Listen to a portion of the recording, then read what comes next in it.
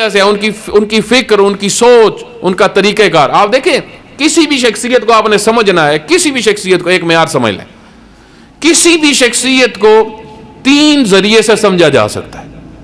ایک، اس کا اللہ سے رابطہ کیسا ہے، اللہ سے اس کا کتنا رابطہ ہے، اللہ کا قرب اس کو کتنا ہے، اللہ کا وہ کتنا قریب ہے. ایک. دوسرا، لوگوں کے ساتھ اس کا کیسا رابطہ ہے، لوگوں کے ساتھ اس کے معاملات کیسے ہیں. 2. اور تیسرا، دشمن کے ساتھ وہ کیسا ہے، اپنے دشمن کے ساتھ کیسا ہے. ایک ہوتا ہے ذاتی دشمن، اور دوسرا اللہ کے دشمن کے ساتھ اس کا کیا رویہ ہے. یہ 3 چیزیں کسی بھی شخصیت کو سمجھنے کے لیے بہت مہم ہے. اس وجہ سے آئمہ کو آپ ان 3 ذریعے سے سمجھیں. پہلا، میں خلاصہ کر رہا ہوں، بہت ساری بحث اس میں طولانی، میں خلاصہ آپ کے خدمت میں کچھ عرض کر رہا ہوں. ایک صلوات پڑھیں، محمد و آل محمد، اللہم صلی علی محمد و آل محمد. رابطہ با خدا، اللہ کے ساتھ رابطہ. آپ دیکھیں اہل البیت کی سب سے بڑی خصوصیت یہ تھی، ان کا اللہ سے رابطہ بہت تھا، وہ بندگان الہی تھے. چھٹے امام فرماتے ہیں، چھٹے امام، امام صادق علیہ الصلوۃ والسلام، اللہم، جن کے چچا بھی لگتے ہیں امام حسن مجتبی علیہ الصلوۃ والسلام. دقت کریے گا، امام صادق علیہ الصلوۃ والسلام حسینی سادات میں سے، حسینی یعنی امام حسین علیہ الصلوۃ والسلام کی نسل میں سے. کچھ ہیں سادات، ایک بڑی تعداد حسنی سادات ہیں جو امام حسن مجتبی علیہ الصلوۃ والسلام کی نسل سے. یہ دونوں ذریعے ہیں سادات آگے بڑھے. امام حسن مجتبی علیہ الصلوۃ والسلام کے اولاد کافی تھی، کثیر تھی، کافی بات ہے اس میں. 8 بچے بیٹے بھی لکھے ہیں، بعض نے افسانے لکھے ہوئے، وہ غلط ہے. 8 کے قریب بیٹے، تقریباً 8 کے قریب بیٹیاں تھیں، اتنی. بعض نے ٹوٹل 20 کے قریب لکھی. امام مجتبی علیہ الصلوۃ والسلام کے 4 سے 5 بیٹے کربلا میں تھے، 4 سے 5 بیٹے کربلا میں تھے. ان میں سے جس طرح بعض شخصیات ہیں جو زندہ بچی، حسن مصنع وہ زندہ پلٹے، ٹھیک ہے، اور تقریباً 3 سے 4 کی شہادت ہوئی ہے کربلا کے اندر. اس کے بعد جو ہے وہ امام کے ایک بڑے، جو سب سے بڑے بیٹے تھے، ان کا نام تھا زید، اور ان کی عمر تھی تقریباً 100 سال کے قریب. اکثر حسنی سادات انہی سے ہیں اکثر حسنی. حتیٰ عبد العظیم حسنی جو تہران میں جن کا مقبرہ ہے، جو زیارات پہ گئے ہیں ان کو پتہ ہے، وہ بھی امام حسن علیہ الصلوۃ والسلام کی نسل سے ہیں، عبد العظیم حسنی. تو یہ جو ہے اسی طریقے سے مصر میں امام کی ایک پوتی ہیں، میں نے جن کا ذکر کیا تھا، بہت عظیم خاتون ہے، نفیسہ خاتون، جن کی بڑی شہرت ہے مصر میں. قاہرہ میں ان کی قبر ہے، مزار ہے بہت بڑا، بہت لوگ وہاں پہ آتے جاتے ہیں، ٹھیک ہے. اسی طریقے سے امام کی آپ دیکھیں، امام زین العابدین علیہ الصلوۃ والسلام کی شادی ہوئی، اللہم صلی علی محمد و آل محمد. امام زین العابدین علیہ الصلوۃ والسلام کی شادی ہوئی امام مجتبی علیہ الصلوۃ والسلام کی بیٹی فاطمہ سے، ٹھیک ہے، فاطمہ سلام اللہ علیہ. اور یہ جو فاطمہ ہے سلام اللہ علیہ، جو امام زین العابدین علیہ الصلوۃ والسلام کی زوجہ ہیں، جن سے امام باقر ہوئے. اور یہاں امام باقر سے جتنے آگے آئمہ ہیں، یہ حسنی بھی ہیں، حسینی بھی ہیں، یہ حسنی بھی ہیں، حسینی بھی ہیں. ان کی والدہ حسنی، والد حسینی، یعنی یہاں پہ آ کے نسل اکٹھی ہو جاتی ہے، حسن اور حسینی. تو دقت کریں، امام جعفر صادق علیہ الصلوۃ والسلام کیا فرماتے ہیں؟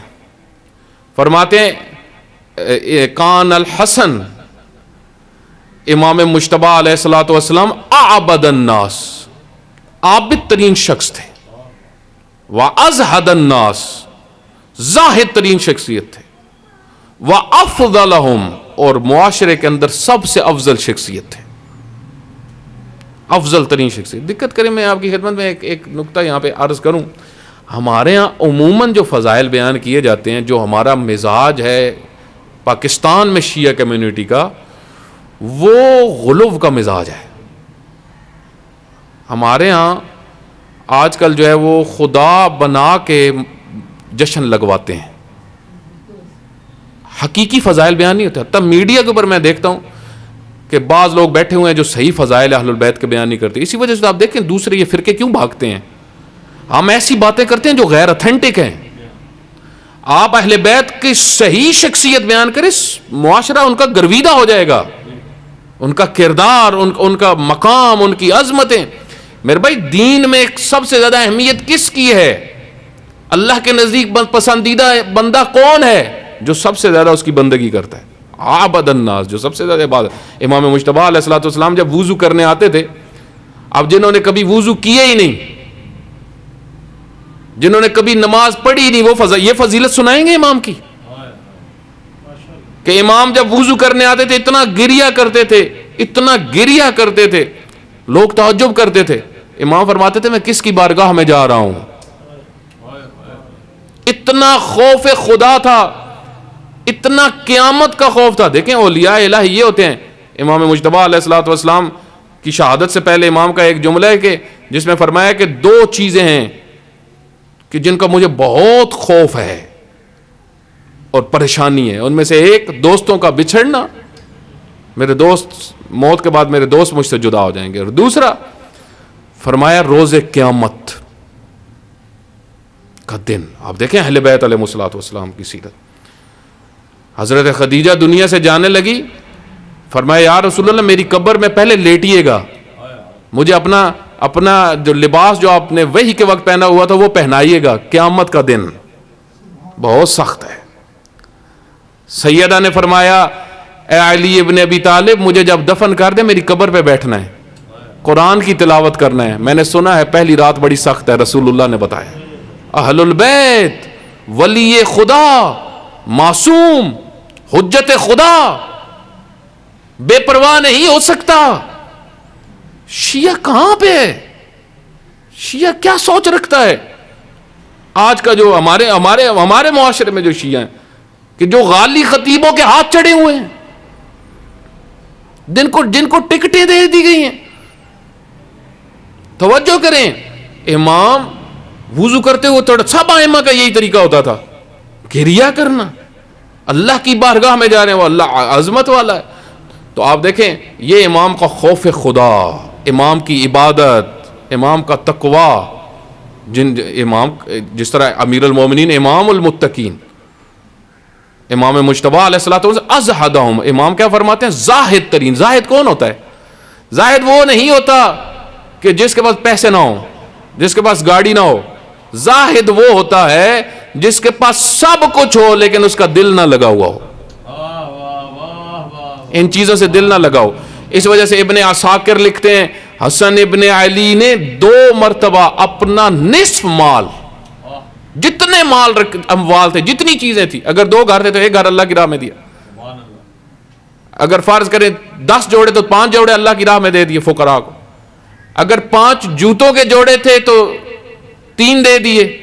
نصف مال 2 دفعہ اپنی زندگی میں فقراء کو تقسیم کر دیا. اسی طریقے سے بعض علماء نے لکھا ہے حتیٰ پورا مال بعض اوقات فقراء کے لیے وقف کر دیا. یہ آپ دیکھیں امام، یہ وہ جو دوسرا پہلو ہے. ایک صلوات پڑھیں محمد وعلی محمد.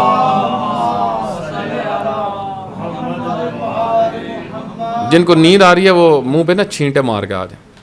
ایک اور صلوات پڑھیں جگانے کے لیے. اللہم صلی علی محمد وعلی محمد.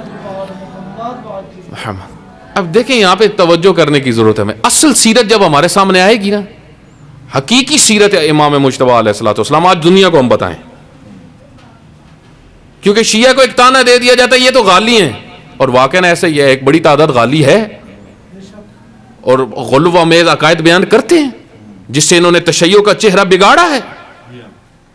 آئمہ نے ان کے خلاف کیوں بیان کیا؟ آئمہ علیہ الصلوۃ والسلام نے فرمایا کہ یہ جو غالی ہے وہ مجوسی سے بدتر ہے،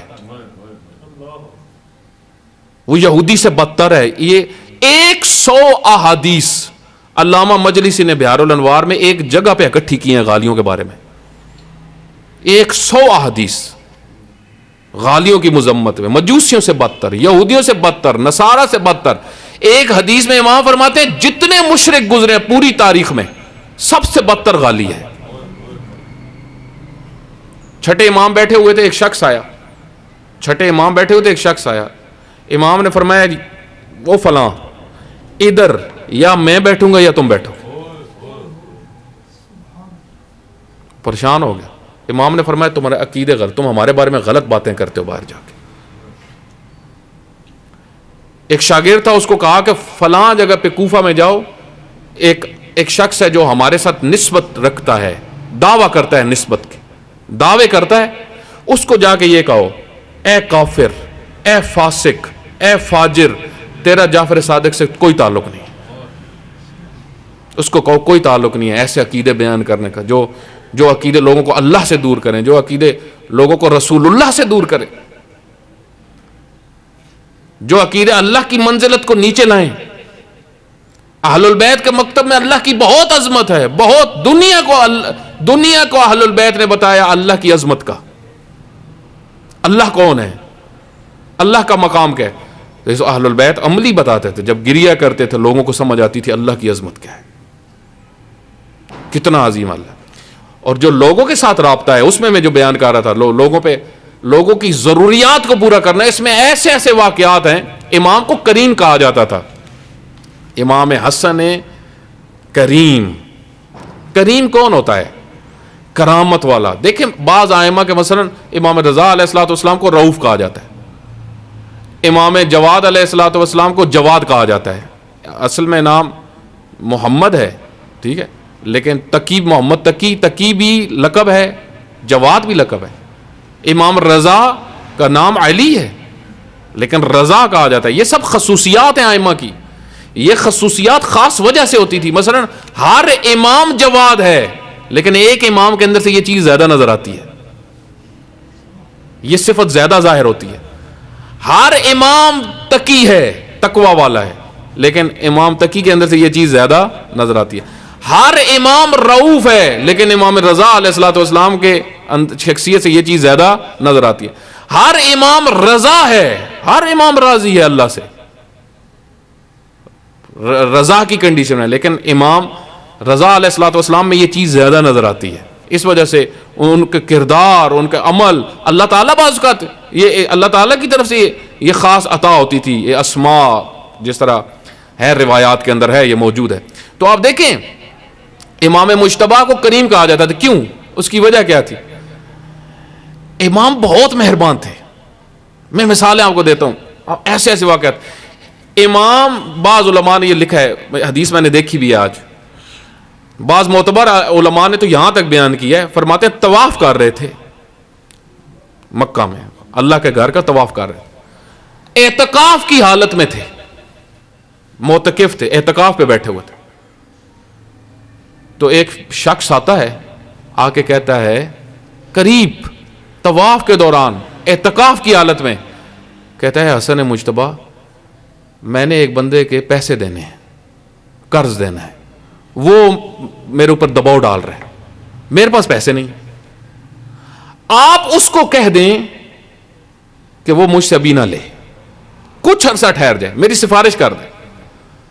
امام مجتبیٰ علیہ الصلوۃ والسلام نے ظاہراً طواف مکمل کیا اور نکل پڑے. اس کے ساتھ گئے اور اس شخص کے سامنے جا کے سفارش کی. جب واپس آئے تو عبداللہ ابن عباس نے کہا کہ اے حسن مجتبیٰ آپ تو اعتکاف کی حالت میں تھے تو باہر کیوں گئے؟ تو امام نے فرمایا کہ اے عبداللہ کیا آپ نے سنا نہیں رسول اللہ سے، جو کسی مومن کی پریشانی کو حل کرے، پریشانی کو دور کرے، اس کو اللہ 1 مہینے کے اعتکاف کے برابر ثواب دیتا ہے. کسی مومن کی پریشانی ختم کر دیں، کسی کی مشکل ہے کچھ، دیکھیں تعاون، کتنے تعاون کی تاکید کی گئی. اتنے کریم تھے. امام کے پاس ایک خوبصورت سواری تھی، امام آ رہے تھے، اپنی سواری پہ سوار ہو کے آ رہے تھے. ایک شخص ہے ابن ابی عتیق، اس کا نام ہے ابن ابی عتیق. اس نے جب دیکھا نا امام کو تو سواری کو حسرت بڑی نظر سے دیکھا. اس نے کہا، امام مجتبیٰ سے کہا کتنی خوبصورت سواری ہے آپ کی. امام اتر آئے سواری سے. امام نے فرمایا ابن ابی عتیق تمہارے پاس سواری ہے؟ کہتا نہیں میرے پاس نہیں ہے. کہا یہ آپ لے لو.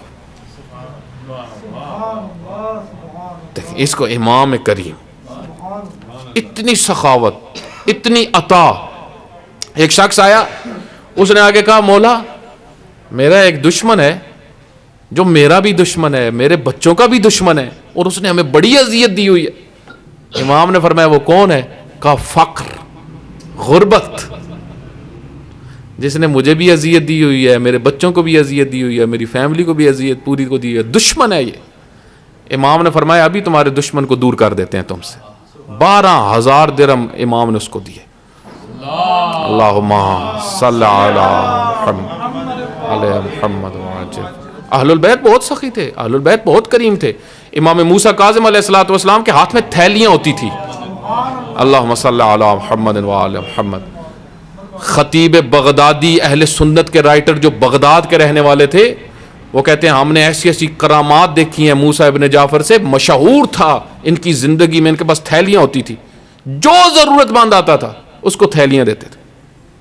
اس میں درہم ہوتے تھے, اس میں اموال ہوتے تھے. آئمہ اتنے سخی تھے, اتنے کریم تھے, اتنا عطا کرتے تھے. یہ کس لیے میرے بھائی؟ یہ دین کی ایک تعلیم ہے, ایک تربیت ہے. اور ہر امام کی آپ زندگی دیکھ لیں, ہر امام کی رات کو بوریاں اٹھا کے لوگوں کے گھروں میں روٹیاں پہنچانا, کھانا پہنچانا. یہ ائمہ کے طریقہ کار ہے. لوگوں کی ضرورت پوری کرو, لوگوں کی پریشانیاں دور کرو. کسی مومن کی کوئی مومن ٹینشن میں, اس کی ٹینشن دور کرو. آپ دیکھیں کہ جو ضرورت, میں نے کل بھی شاید یہ واقعہ بیان کیا تھا, امام موسیٰ کاظم علیہ الصلوۃ والسلام کے پاس جب علی بن یقطین آئے تو علی بن یقطین سے کہا کہ آپ رہو, آپ کو پسند نہیں ہے یہ حکومت, مجھے پتا ہے کہ آپ نفرت کرتے ہو ہارون رشید سے میری وجہ سے, لیکن آپ رہو, اس سسٹم میں رہو. کس لیے؟ مومنین کا خیال رکھو, مومنین کے ساتھ تعاون کرو. فرمایا میں تمہیں چند چیزوں کی گارنٹی دیتا ہوں اگر میری مانو گے تو.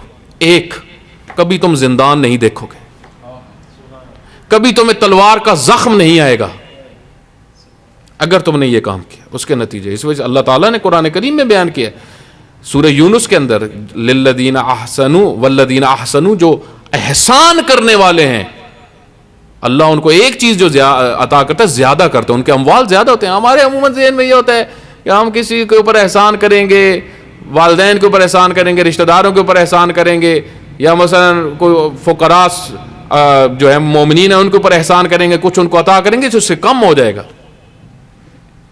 یہ میں نے اس دن بھی یہاں پہ بھی یہ روایت بیان کی تھی کہ معصوم فرماتے ہیں جو عرش الہی کے سائے میں ہو اس کو مالیات کی ٹینشن نہیں ہونی چاہیے, رزق کی ٹینشن نہیں ہونی چاہیے. میرے بھائی اصل میں رزق کب کم ہوتا ہے؟ ایک وجہ جو رزق کے کم ہونے کی ہوتی ہے وہ ہمارے گناہ ہیں, ہماری بے برکتی ہیں. میں آپ کو کروڑ پتی لوگ ایسے دکھا سکتا ہوں کہ جو ہمیشہ ٹینشنز میں, ہمیشہ پریشانیوں میں, کیوں؟ وہ عطا نہیں کرنے والے. اہل بیت نے ایک جو چیز سکھائی, ایک روایت بڑی خوبصورت, میں صرف اشارہ کر کے امام کے اس پہلو سے آگے گزرتا ہوں, پھر ایک میں نے حدیث بیان کرنی ہے اشارتاً.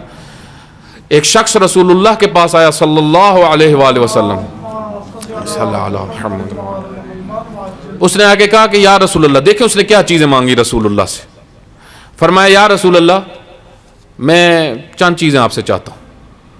لوگ آگے کہتے تھے آپ اللہ سے دعا کریں. امام موسیٰ کاظم کے پاس ایک شخص آیا, اس نے کہا مولا اللہ کی بارگاہ میں دعا کریں. کہا کس چیز کے لیے؟ کہا اچھی سواری چاہیے. کہا اور؟ اچھی زوجہ چاہیے. اور؟ حج کرنا ہے. کہا اور؟ تو یہی تو چیزیں ہوتی ہیں انسان کی ضرورت. امام نے فرمایا ٹھیک ہے, سواری بھی ملے گی, میں نے اللہ کی بارگاہ میں دعا کی ہے. زوجہ بھی اچھی ملے گی, میں نے اللہ کی بارگاہ میں دعا کی ہے.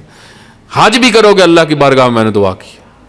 کہتے ہیں تینوں اس کو نصیب ہوئے, بہترین نصیب ہوئی چیزیں. حج تو اس نے شاید 50 کے قریب کی ہے, روایت کے اندر ہے 50 کے قریب حج کی. یعنی آپ دیکھو ائمہ دعا کرتے تھے, ائمہ کریم ہیں. آج بھی اسی طریقے سے, آج بھی دروازہ کھولا ہوا, دروازہ بند نہیں ہے. تو وہ شخص رسول اللہ صلی اللہ علیہ وسلم کے پاس آیا, اس نے کہا یا رسول اللہ مجھے میرے اللہ کی بارگاہ میں دعا کریں, پہلی چیز مجھے چاہیے وہ یہ کہ اللہ مجھ سے محبت کرے, اللہ مجھ سے محبت کرے, قیمتی چیز ہے. دوسری اور کہا یا رسول اللہ لوگ مجھ سے محبت کریں, قیمتی چیز ہے. اور فرمایا یا رسول اللہ میرا مال کم نہ ہو. اس طرح کی اس نے چیزیں پوچھی. 5 چیزیں تھیں, 3 میں نے صرف اشارتاً آپ کو بیان کر دی. آگے میں نے ایک حدیث اور بیان کرنی ہے. آپ دیکھیں پیغمبر نے کیا فرمایا. اصل جو موضوع تھا کہ میرا مال زیادہ ہو, وہ میں نے بیان کرنا تھا. حضرت نے فرمایا کہ دیکھو اگر تم یہ چاہتے ہو کہ اللہ کی تمہیں محبت ملے تو اللہ کی مانو, اللہ کی اطاعت کرو. تم اللہ کی مانو گے اللہ تم سے محبت کرے گا. 2, تم یہ چاہتے ہو کہ لوگ تم سے محبت کریں تو لوگوں کو تنگ نہ کیا کرو, لوگوں کو اذیت نہ دو. جس طرح بعض ہوتے ہیں نا اذیتیں دینا, ڈنگ لگاتے رہتے ہیں, کبھی کسی رشتہ دار کو چھیڑیں گے, کبھی کسی رشتہ دار کو, کبھی کسی پہ تبصرہ کر رہے ہوں گے, کبھی کسی پہ تبصرہ کر رہے ہوں گے, کبھی کسی کی مخالفت کر رہے ہوں گے. اذیت ایک ہوتا ہے حق کی بات ہے, درست بات ہے, وہ کرنی چاہیے. جہاں پہ حق ہے, جہاں پہ درست ہے, جہاں پہ بات کرنی ہے, کوئی ناراض ہوتا ہے تو ہوتا رہے, وہ ایک الگ چیز ہے. ایک ہے ویسے اذیت دینا, جس طریقے سے ایک بڑی تعداد میں خواتین آپ دیکھیں گھروں میں اذیتیں دیتی ہیں, ٹھیک ہے, پریشان کرتی ہیں, لڑتی ہیں خواتین. اس طرح مرد بھی ہیں بہت سارے, جوان آج کل آپ دیکھیں بدتمیز جوان ایک بڑی تعداد, وہ لڑتے ہیں گھروں میں, اذیتیں دیتے ہیں, رشتہ داروں کو اذیت دیتے ہیں. بعض مرد خواتین ہیں جو اپنے رشتہ داروں کو ہمیشہ اذیت دیتے ہیں. جس طرح مثلا معذرت کے ساتھ خواتین بھی بیٹھی ہیں, ساسیں بہو کو پوری کوشش کرتی ہیں ہمیشہ اذیت ہی دیتی ہیں, مگر کوئی خاص اکثر ٹکراؤ ہی رہتا ہے. اسی طریقے سے بہو ہیں ایک بڑی تعداد میں, وہ بھی اسی طریقے سے. تو آپ دیکھیں بعض کا کام ہے اذیت دینا, ٹینشن دینا, پریشانی. اس سے محبت نہیں رہتی. محبت اس وقت آتی ہے جب زندگی میں اذیتیں نہ ہوں, جب دوسروں کو تنگ نہ کیا جائے. رسول اللہ نے فرمایا اذیتیں دینے چھوڑ دو لوگوں کو, لوگ تم سے محبت کریں گے. اور تیسری آپ نے جو بات کی ہے کہ میرا مال کبھی کم نہ ہو, تو حضرت نے فرمایا یاد رکھو ہمیشہ خرچ کرو, جہاں ضرورت ہے وہاں لگاؤ, پیسے کو چھپاؤ نہیں, جوڑو نہیں, بخل نہ کرو. بخل کرنے سے پیسہ بڑھتا نہیں ہے, کم ہوتا ہے. انفاق سے پیسہ بڑھتا ہے. سیدہ نے اپنے خطبے میں فرمایا کہ انفاق اللہ کی راہ میں جب خرچ کرتے ہو دو فائدے ہیں. ایک تم پاک ہو جاتے ہو اندر سے, جو مال سے محبت کرتا ہے دل میں وہ پلیت ہوتا ہے قرآن کی نظر میں. آیتیں ہیں اس کے اوپر. سیدہ نے فرمایا اللہ نے یہ جو خرچ کرنا رکھا ہے, پہلا اس کا فائدہ یہ ہے تمہارا دل پاک ہوگا. دوسرا اس کا فائدہ یہ ہے اللہ چاہتا ہے تمہارا مال بڑھے. اللہ کا ارادہ یہ تم صدقات دو, یہ خرچ کرو, اللہ رزق بڑھے. اس وجہ سے آپ دیکھیں جتنا خرچ کرتے تھے کم نہیں ہوتا تھا, اور اتنا خرچ کرتے تھے. فرزدق نے جب توجہ بس میں ایک اہل البیت کی عظمت کے اوپر, امام مجتبی علیہ الصلوۃ والسلام کریم ہے. فرزدق نے جب ایک چند اشعار پڑھے خانہ مکہ میں اللہ کے گھر میں, تو امام نے جب سنے تو امام زین العابدین علیہ الصلوۃ والسلام کے پاس ظاہراً 10,000 درہم تھا. صرف اس نے فضائل اہل بیت پڑھے تھوڑے سے. توجہ کریے گا وہ کس موقع پہ پڑھے, کن کے سامنے پڑھے, یہ بہت مہم ہے. وہاں پہ فضائل پڑھنا موت کے برابر تھا, کیونکہ آگے حکمران آیا ہوا تھا, اس کا بھائی آیا ہوا تھا, اس کا رشتہ دار آیا ہوا تھا. وہاں پہ کوئی ائمہ کا نام نہیں لیتا تھا. آج کل تو لوگ آرام سے پڑھ لیتے ہیں نا, مانگتے بھی نہیں تھے. یہ جو پڑھنے والے ہوتے تھے, آپ دیکھیں کمیت آیا امام کی بارگاہ میں, تو کمیت نے بہت فضائل پڑھے, مصائب پڑھے. تو چھٹے اس کو کئی دفعہ یہ سادات کے پاس مجلس پڑھتا تھا, سادات اس کو زمین دیتے تھے, زمین نہیں لیتا تھا. حضرت کمیت نہیں لیتے تھے, فرماتے تھے میں صرف رسول اللہ کی شفاعت کے لیے پڑھتا ہوں, بس میرا اور کوئی مقصد نہیں ہے. جب چھٹے امام کے پاس آئے تو چھٹے امام نے جب رقم رکھی سامنے جاتے ہوئے, فرمایا یہ ائمہ کا طریقہ کار تھا. جب رکھی سامنے تو حضرت نے کمیت نے کہا کہ مولا میں یہ نہیں لیتا. تو حضرت نے فرمایا جب ہم دیں تو لے لیا کرو. توجہ کریں, یہ بہت بنیادی. اہل البیت بہت زیادہ خرچ کرتے تھے, یہ ان کی ساری زندگی میں ہر امام کا اسی طریقے سے. مثلا آپ دیکھیں جس امام کی وفات ہوتی تھی اس کی کمر کے اوپر نشان ہوتے تھے. کیوں؟ رات کو روٹیاں تقسیم. دیکھیں یہ چیزیں آج ہم سمجھتے ہیں کہ لوگ جو ہے وہ ایسے ہی ہم مثلا کھچ کے آ جائیں, سارے معاملات ہمارے ٹھیک ہو جائیں. اس طرح نہیں ہوتا. ائمہ بڑی کوشش کرتے تھے. ائمہ کے ساتھ جو لوگ جڑتے تھے ان کی اتنی عزت کرتے تھے, ان کا اتنا احترام کرتے تھے, دلوں میں بستے تھے. اس کی وجہ لوگوں کے ساتھ یہ رویہ تھا. سجیتکم الکرم, زیارت جامعہ کبیرہ میں کیا ہے, اے اہل بیت آپ کی طبیعت میں کرم ہے, آپ کی طبیعت میں کرم. اس وجہ سے امام مجتبی علیہ الصلوۃ والسلام کریم ہے اہل البیت. بس ایک آخری حدیث میں نے یہاں پہ بیان کرنی ہے اشارتاً 5-10 منٹ میں ایک روایت بیان کر کے میں ختم کرنے لگوں. روایت بڑی امپورٹنٹ ہے جو میں نے آج پڑھی ہے. ایک شخص نے سوال کیا امام سے سئل عن السیاسہ یسع لہ